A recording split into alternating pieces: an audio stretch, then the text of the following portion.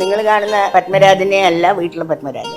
വളരെ ഡിഫറെന്റ് ആണ്, വളരെ ജോളിയാണ്. എന്താ പറയണ്ട, ഒരു വല്ലാത്തൊരു സ്വർഗലോകമാണ് എനിക്ക് നഷ്ടപ്പെട്ടത്.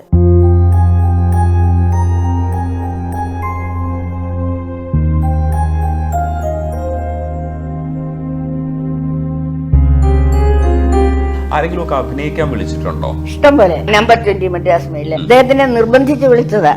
ഞാനാണ് പോകാൻ സമ്മതിക്കാത്ത. പിന്നെ ഞാൻ വിചാരിച്ചു ഞാൻ എന്തൊരു വിട്ടിത്തരമായി കാണിച്ചെന്ന്.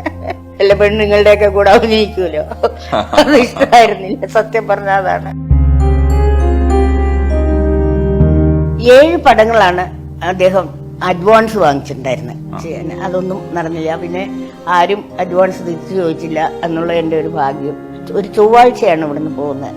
അന്ന് പപ്പനോട് പറഞ്ഞു, മോനെ നീ ജീവിതത്തിൽ ഒരിക്കലും സിനിമ ഡയറക്റ്റ് ചെയ്യാൻ പോകരുത്. ഹിമാലയത്തിൽ മോഹൻലാലിനൊപ്പം ആഗ്രഹം പറഞ്ഞിരുന്നു എന്ന് പറഞ്ഞു. രണ്ടുപേരും കൂടി പോണെന്ന് ആഗ്രഹിച്ചിരുന്നാണ്. രണ്ടുപേരും കൂടി യാത്ര ചെയ്യുന്നു. ലാല് വളരെ നാണം കുടുങ്ങി. അദ്ദേഹം മരിച്ചതിന് ശേഷം എല്ലാപ്പോഴും വരുന്നത് ലാലിന്റെ അമ്മയായിരുന്നു, ശാന്ത ചേച്ചി. കൈ നിറച്ചെന്തെങ്കിലും കുട്ടികൾക്ക് തിന്നാനുള്ള സാധനങ്ങൾ ഉണ്ടാവും. ഈ ശബ്ദം ഭയങ്കര ഫേമസ് ആയിട്ടുള്ള ഒരു ശബ്ദമായിരുന്നു, പലരും ആരാധിക്കുന്ന ഒരു ശബ്ദമായിരുന്നു. പ്രതാപോത്തിന് വേണ്ടി ഫുൾ ഡബ് ചെയ്തിട്ടുള്ള അദ്ദേഹമാണ്. ഒരുപാട് പടങ്ങളിൽ ഡബ് ചെയ്തിട്ടുണ്ട്.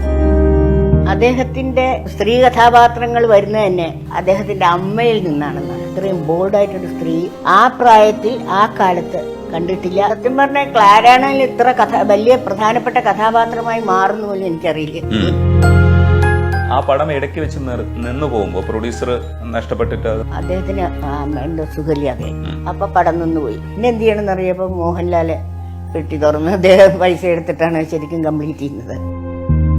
മൂന്നാമൊക്കെ നമ്മള് ഒരു പ്രാവശ്യം കണ്ടു കഴിഞ്ഞാൽ പിന്നെ നമ്മള് ഷോക്ക്ഡ് ആയി പോകും. അത് ശരിക്കും ഉണ്ടായൊരു സംഭവമാണ്. ഇദ്ദേഹം എഴുതുമ്പോ അങ്ങനെ ഇതില്ല, എഴുതി കഴിഞ്ഞാൽ എന്നെ വായിക്കാൻ തരും തിരക്കഥ വായിക്കുമ്പോഴാണ് ഞങ്ങൾ ഒരുപാട് തർക്കിക്കുക.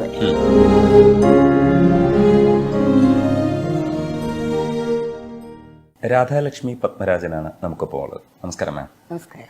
ഈ 3 പതിറ്റാണ്ടുകൾക്ക് ശേഷവും പത്മരാജൻ സിനിമകളെ കുറിച്ച് നമ്മൾ സംസാരിക്കുന്നുണ്ട്.